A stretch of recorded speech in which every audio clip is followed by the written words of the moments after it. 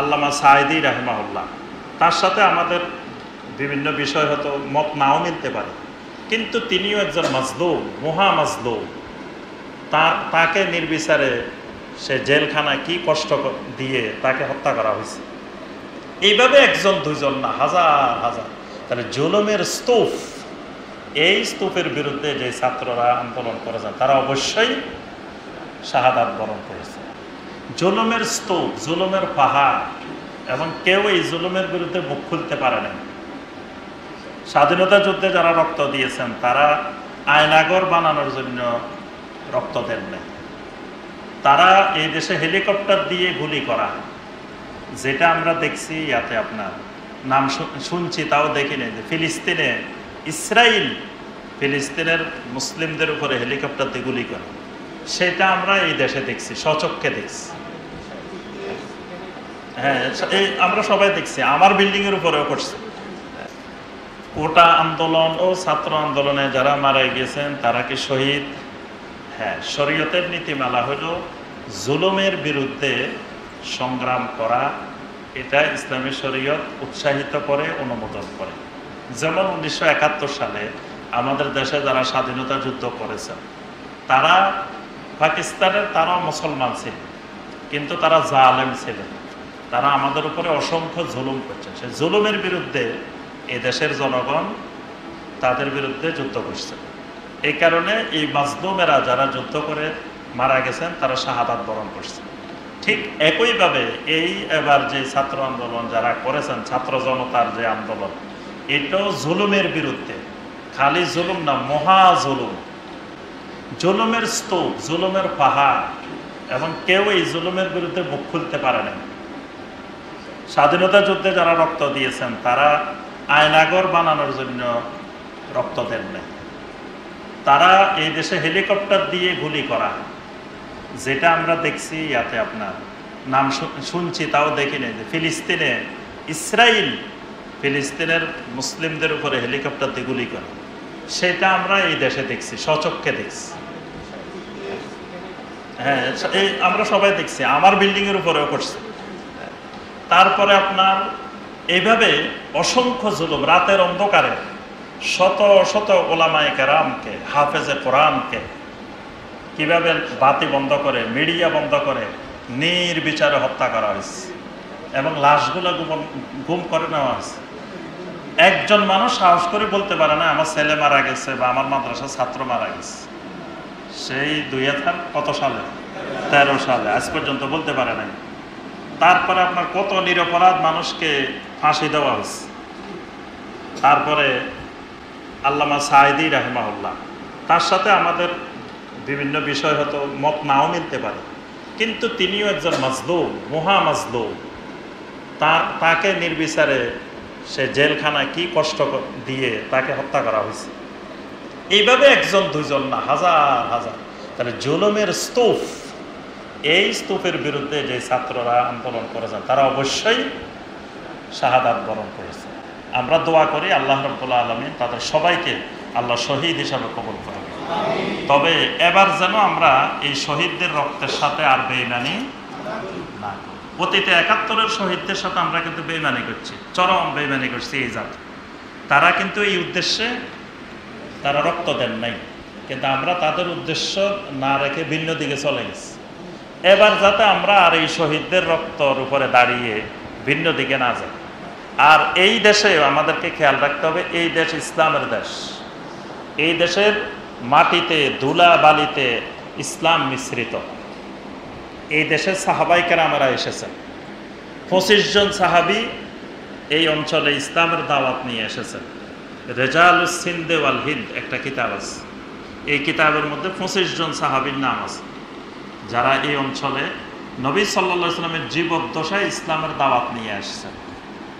তারপরে আবু ওয়াক্কাস রাদিয়াল্লাহু তাআলা আনহু, নবী সাল্লাল্লাহু আলাইহি ওয়াসাল্লামের মামা আবু ওয়াক্কাস রাদিয়াল্লাহু, যার কবর চীনের ক্যান্টন শহরে, তিনি এই চট্টগ্রাম অঞ্চলে ইসলামের দাওয়াত নিয়ে এসেছেন, আরও কয়েকজন সাহাবায়ে কেরাম সহ। তারপরে আপনার 200-র উপরে তাবেঈনে কেরাম, তাবেঈনে কেরাম এখানে ইসলামের দাওয়াত নিয়ে আসছেন, ইসলাম নিয়ে আসছেন। তারপরে যুগে যুগে অসংখ্য মুহাদ্দিসিনে কেরাম, ওলামায়ে কেরাম এখানে ইসলামের দাওয়াত নিয়ে আসছেন।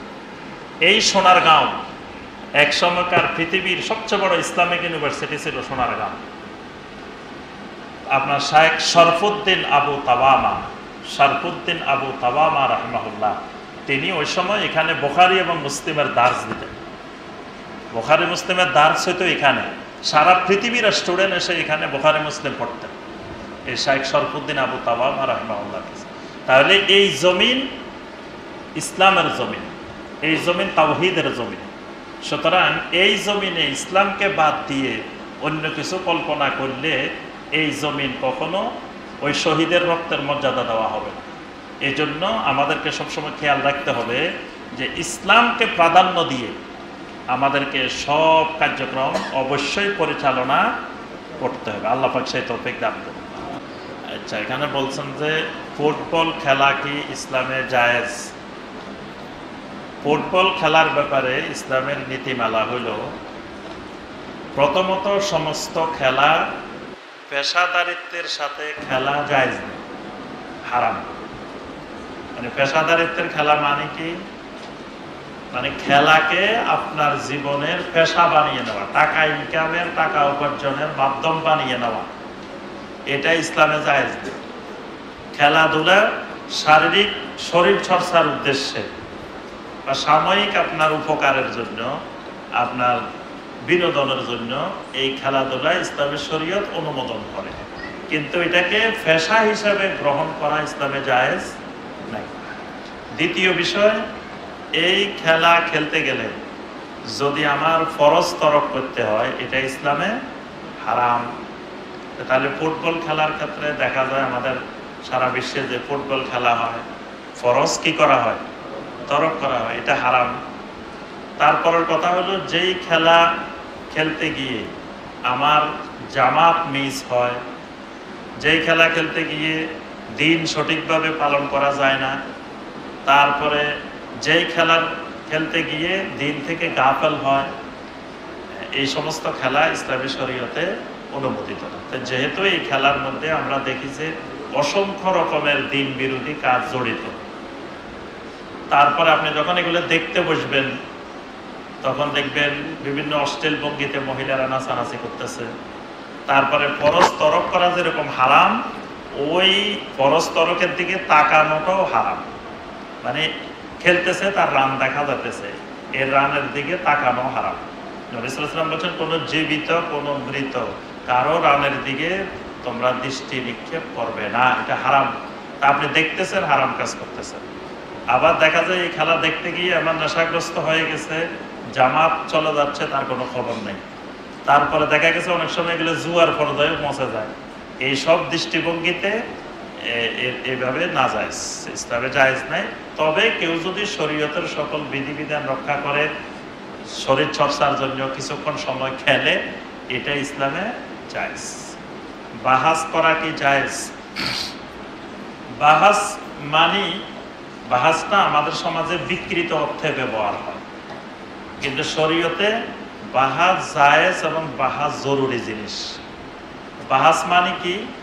বাহাস মানে গবেষণা, বাহাস মানে রিসার্চ। রিসার্চের আরবি হলো বাহাস। এই জন্য আমাদের যারা এমফিল করে, যারা পিএইচডি করে আমাদের আন্ডারে বা ইউনিভার্সিটিতে এমফিল পিএইচডি করে, গবেষণা করে, এটাকে বলা হয়, গবেষণার জন্য একটা প্রথমে সিনাপসিস তৈরি করতে হয়, এটাকে আরবিতে বলে খত্তাতুল বাহাস, মানে গবেষণার পরিকল্পনা। তো বাহাস মানে গবেষণা। তো গবেষণা তো ইসলামে ভালো কাজ, রিসার্চ তো ইসলামে ভালো কাজ, এটা তো ইসলামে না জায়েজ না। কারণ প্রত্যেকটা জিনিসের ব্যাপারে রিসার্চ করা, গবেষণা করা, এটাকে ইসলাম উৎসাহিত করে, এটা নিয়ে উৎসাহিত করে। তো গবেষণা করতে না আমি নিজে নিজে গবেষণা করবো, আরেকজন দরকার নেই। কিন্তু আমাদের দেশে যেটা হয় বাহাসের নামে, এটা বাহাস না, এটার নাম হলো মুনাজাআহ। মুনাজাআহ মানে ওই যে ষাঁড়ের লড়াই। ষাঁড়ের লড়াই দেখছেন? সাপ দুইটা এইভাবে মানে মারামারি করে কারেকে মানে ধাক্কায় আহত করতে পারে, এটাকে আরবিতে বলা হয় মুনাজাআহ। ইমাম আবু হানিফা রাহিমাহুল্লাহ ফতোয়া দিয়েছেন, আল মুনাজাআতু ফিদ দীনে বিদআহ। দিনের মধ্যে এরকম লড়াই করা, ঝগড়াঝাটি করা, এটা ইসলামে বেদাত, এটা জায়েজ নেই। কারণ ইসলাম এই ঝগড়াঝাটির বিষয় না। তো সুতরাং কোনো বিষয় নিয়ে আমাদের দেশে বাহাস মানে কি? বাহাস মানে হলো যে দুই পক্ষ যাবে, এক পক্ষ আর এক পক্ষকে এমনভাবে ঘায়েল করে কথাবার্তা বলবে, মানে এই পক্ষ কিছুই জানে না। তো একজন আলেমকে তুচ্ছ তাচ্ছিল্য করে কথা বলা এটা হারাম। সে হয়তো আপনার সাথে দ্বিমত থাকতে পারে, যেই মতের আলেমে হোক, আপনি একজন আলেমকে তুচ্ছ তাচ্ছিল্য করে খারাপ ভাষায় কথা বলা, এটাও তো হারাম। প্রথম হারাম দিয়ে শুরু এখানে। এরপরে দেখা যায় এখানে আজ পর্যন্ত এই বাহাসের নামে যত তামাশা হয়েছে, দেখা গেছে যাদের শক্তি বেশি, যাদের জনবল বেশি, তারা সন্ত্রাসী বাহিনী নিয়ে আসে। বাহিনী নিয়ে এসে দল বল পাকায়, তারা কিসের যুক্তি, কিসের দলিল, কিসের প্রমাণ, আমরা জিতে গেছি।